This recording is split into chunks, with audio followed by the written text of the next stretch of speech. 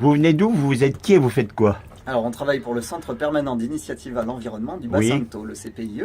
Très bien. Et dans le cadre d'une campagne qui est vraiment sur toute la façade méditerranéenne, Oui. on va à la rencontre des plaisanciers, donc que ce soit en Corse, en PACA et en région Occitanie, pour leur proposer d'adopter des éco-gestes en mer et au port pour préserver le milieu marin. C'est super important aujourd'hui.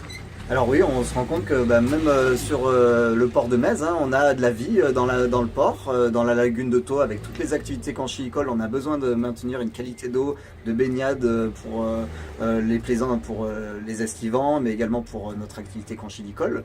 Et donc les plaisanciers peuvent aussi faire leur part et adopter des meilleurs gestes pour avoir par exemple une maîtrise des eaux noires, malheureusement, qui pourraient être jetées dans la lagune ou dans les canaux, des eaux grises qui sont utilisées pour la vaisselle, et également sur les ancrages par exemple dans ces herbiers. Donc oui. C'est tous ces gestes du quotidien des plaisanciers qu'on va essayer de diagnostiquer avec eux, de voir ce qu'ils peuvent faire en améliorant leur pratique. Et on leur laisse un petit livret qui leur apporte des informations. Et s'ils acceptent de s'engager dans des meilleurs gestes, on leur laisse ce petit fanion. Donc on peut reconnaître les bateaux qui vont avoir moins d'impact sur le milieu marin. Vous les faites tous un par un ou c'est aléatoire? Alors on les fait un par un, tous. On va voir les propriétaires de bateaux. On va voir aussi ces personnes qui vont louer des pénichettes, parce que même eux qui font que passer sur les temps, ils peuvent avoir un impact sur le milieu. Donc on va voir tous ces plaisanciers, que ce soit des plaisanciers confirmés ou des moins confirmés. Oui, parce que dis donc, vous avez passé du temps avec le monsieur là, j'ai vu. On a du coup vraiment balayé toutes ces pratiques, à la fois sa consommation d'eau aussi, l'eau potable, c'est une denrée rare. Donc on a un peu discuté sur l'usage qu'il avait de l'eau potable, sur les déchets aussi qu'il pouvait produire à bord, savoir s'il triait ses déchets, s'il faisait attention d'avoir peu d'emballage sur le bateau. Il y a quantité d'impact quand on est sur un milieu naturel comme l'est la lagune de Thau. Ben oui. On a passé le temps qu'il fallait avec cette personne pour, au final, on l'espère, pouvoir faire améliorer ses pratiques. En plus, nous, il y a eu une recomposition de l'étang, puisque là, il y a plein d'hippocampes qui sont nés. Sur cette matinée, on a observé 2 hippocampes avec les plaisanciers sous les bateaux. Tout petits, les tout petits. Voilà. Alors là, on a observé 2 adultes.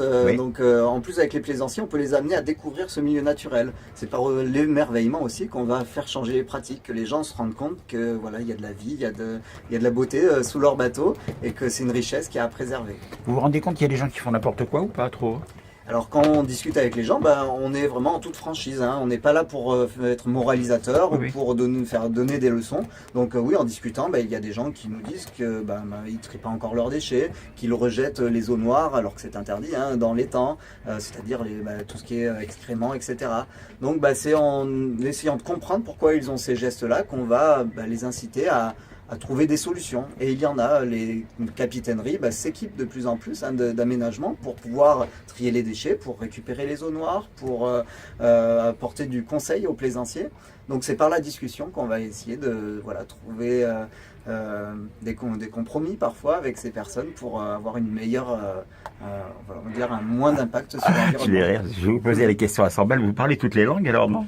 Alors, sur le public anglais, on a une petite brochure simplifiée qui leur permet d'avoir un minimum d'informations, mais on ne pourra malheureusement pas aller dans le détail avec ces personnes-là. Vous êtes très sympa, tu peux avoir vos prénoms? Alors, Valérian, pour moi. Et Mathias. Bonjour Valérian Mathias, merci de votre réponse. Par contre, vous êtes un peu gonflé, vous auriez pu mettre le maillot de champion du monde quand même. Alors oui, c'est l'équipe des Verts, là c'est l'équipe de l'écologie. D'accord, merci beaucoup à Éco-Gestes Méditerranée. Puis moi je vous souhaite un très très bel avenir. Et c'est très très beau ce que vous faites. Donc merci beaucoup. On va vous voir sur TVMS et je vous remercie beaucoup. Merci. À bientôt.